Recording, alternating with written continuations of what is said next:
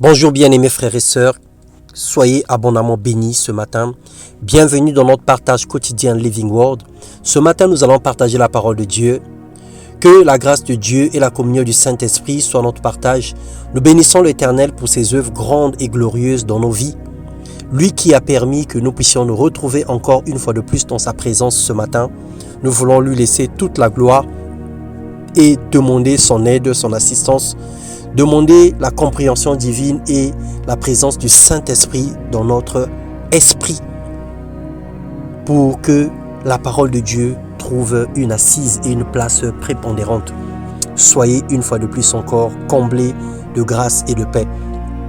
Le thème de notre méditation ce matin, c'est la productivité. Quelle est la valeur de tes œuvres? Tout ce que nous faisons pour Dieu, tout ce que nous faisons dans nos vies, notre parcours de combattant chrétien, à quoi cela nous mène et quelle est la valeur de tout ce que nous faisons avec Dieu. Nous lisons dans Matthieu 7, le verset 19 au verset 21. La Bible déclare « Toute arme qui ne porte pas de bons fruits est coupée et jetée au feu. C'est donc à leurs fruits que vous les reconnaîtrez. Ceux qui me disent « Seigneur, Seigneur » n'entreront pas tous dans le royaume des cieux, mais celui-là seul qui fait la volonté de mon Père qui est dans les cieux. » Donc c'est celui-là qui entrera dans le royaume des cieux. Bien-aimés, nous faisons beaucoup de choses pour l'Église. Les activités spirituelles en un mot. Nous embrassons toutes sortes d'activités. Nous risquons même nos vies pour faire le bien aux autres. Mais est-ce que dans toutes ces actions, le Seigneur tire sa gloire? Ou est-ce que toutes ces actions sont inspirées et motivées par l'amour et la volonté de Dieu? C'est pour notre succès que nous travaillons quelquefois. La pensée de Christ n'est pas toujours en nous lorsque nous faisons des choses. Plusieurs de nos actions sont pour notre propre gloire et notre propre popularité. Nous faisons quelquefois certaines choses pour être vus des gens, pour impressionner et pour paraître bons et meilleurs. Nous faisons des évangélisations charnelles, des cultes par habitude et des jeûnes et prières religieuses qui ne produisent que du vent. Nous voyons combien de personnes qui se donnent à la tâche de servir Dieu, qui se proclament ou s'autoproclament pasteurs, prophètes et autres, mais qui font des choses qui n'ont rien à voir avec la volonté de Dieu. Ces hommes sont disponibles 24 heures sur 24 dans les consultations à recevoir les âmes, mais en réalité, ils font tout pour leur gloire.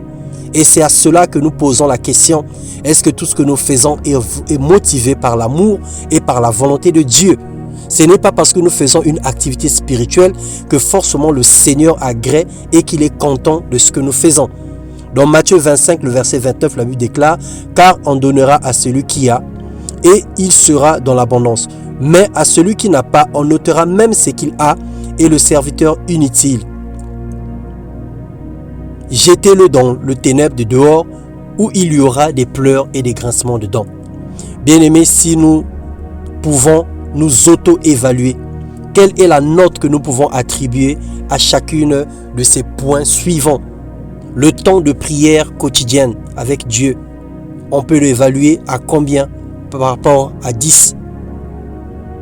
La vie de consécration, le niveau d'humilité, le degré d'amour du prochain, la capacité à pardonner, la facilité à demander pardon, la confiance en Dieu, la place du Saint-Esprit dans nos décisions. Je disais, si nous pouvons nous évaluer, donner une note à ces quelques lignes d'activité, quelle est la place que nous donnons au Saint-Esprit dans notre vie sur une note de 1 à 10?